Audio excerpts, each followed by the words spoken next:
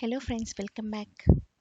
In this video, we will see how to use the sort option to rearrange the table. Let's see how to do this. Select the table, go to search for sort,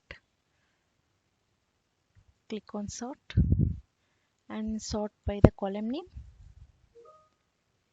Select the order type, click on OK.